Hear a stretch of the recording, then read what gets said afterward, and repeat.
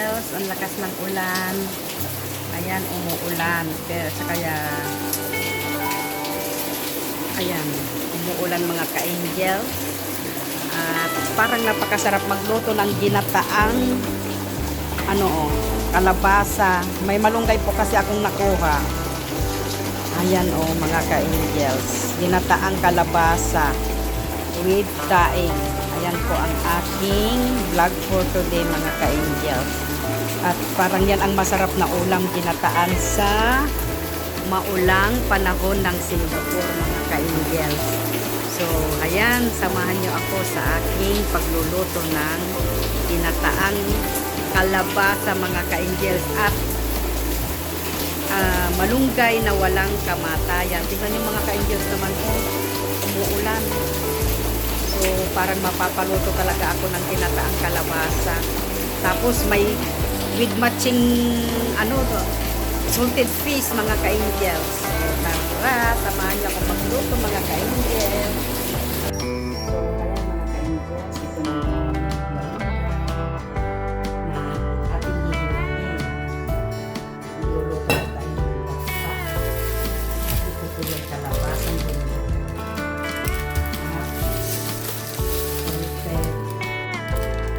Fish, idaing iprito pa natin.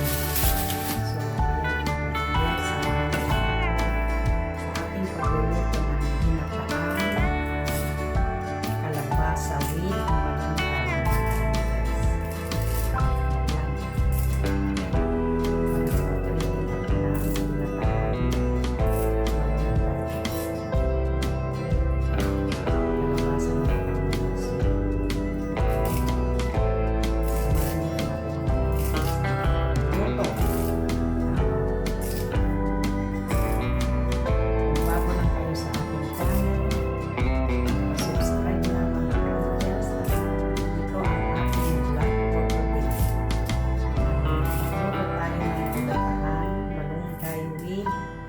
Kalabasa. So, samahan niyo lang ako mga ka-angels sa aking pagluluto. Yan, may pinapainit ako ng mantika. Yan mga ka-angels, ipreprito ko muna yung aking salted fish. Para imay-imay tayo sa ating ginataang.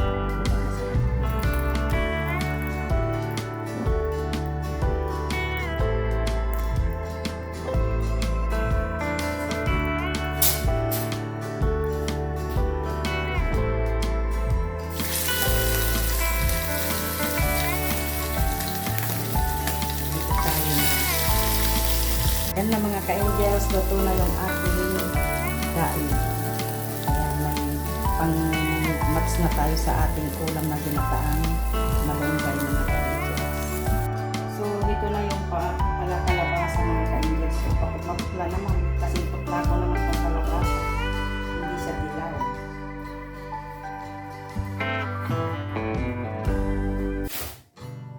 So, mura pa mga ka-angels. So, bala ko wag na pong balatan. Maraming ko na pong ganyan. Kasi marami yung kalabasa. So, ayan mga ka-angels, siwaliwain ko na. Pero hindi ko na siya babalatan. Kasi mura yung kalabasa. Para wag malunan.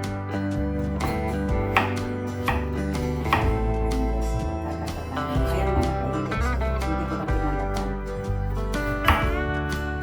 Mura ko kasi yung kalabasa.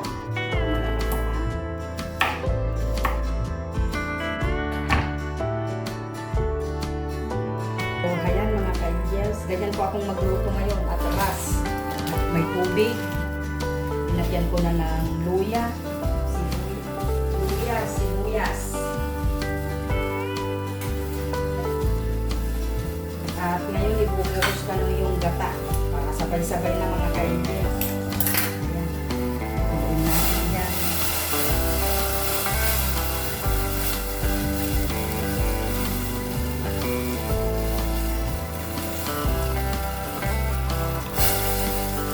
Pang madali ang luto. ilagay si kalabasa. Ano lang po, ganyan lang po kabilis yung luto. Halo-halo na yan, mga ka-angels. So, ayan mga ka-angels. So, kumukulo na. Hindi ko po matakpan dahil susubo po yan. May own version ng pagluluto ng malunggay at kalabasang, ginataang kalabasa. Ganyan kadali at magluto ng mga ka-angels.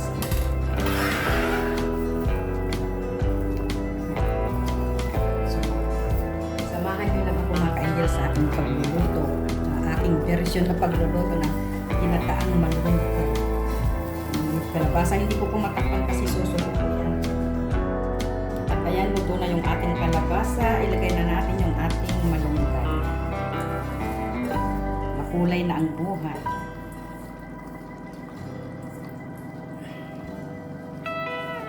Ayan mga ka-angels. Ilagay ko na yung malunggay. Malunggay na walang kamatayan. Marami po kasing malunggay dito eh.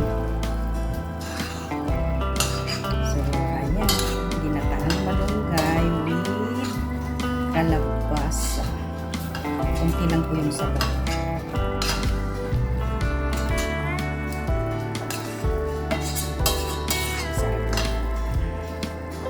Ayan na mga ka-angels. Makulay na ang buhay. Green na siya. Ayan na nga mga ka-angels, luto na ang aking ginataang kalabasa. Ayan, with malunggay. So, kainan na mga ka-angels. Ayan, ating hanguin ang ating ginataang kalabasa at tayo ay mag-chow-chow na. Kain-kain na mga ka-angels. Ayan na mga ka-angels, ang sarap-sarap. So, ayan mga ka-angels, kain po tayo. Ay, dito na ako kumain sa kusina. Dito pa ng aircon. So, ayan mga ka-angels, kain.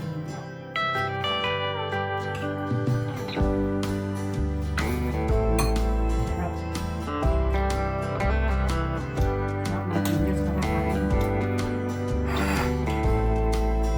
Matabang lang po, hindi ko na po dinalatan yung kalabasa kasi mura lang.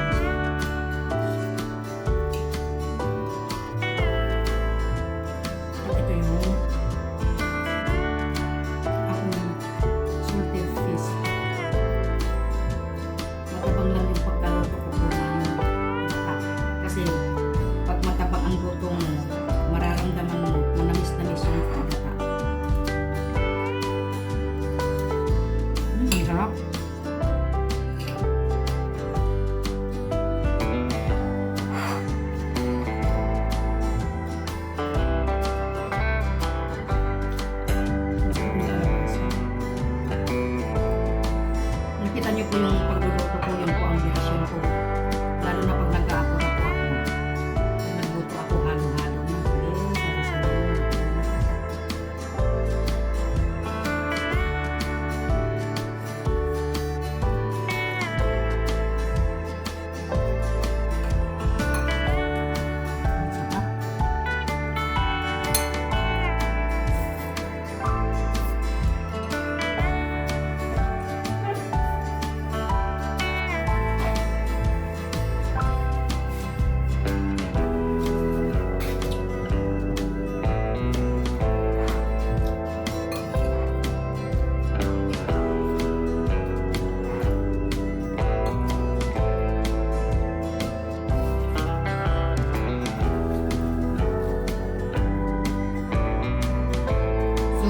Salamat mga ka-angel sa pagluto nyo, sa pagsama nyo sa aking pagluluto hanggang sa aking pagkain. Maraming salamat ka-angel. Yan ang aking version sa pagluluto ng ginataang gab, ang ginataang malunggay at kalabasa. Mura po yung kalabasa kaya hindi ko na binalatan. So, maraming salamat mga ka-angel sa pagsama nyo.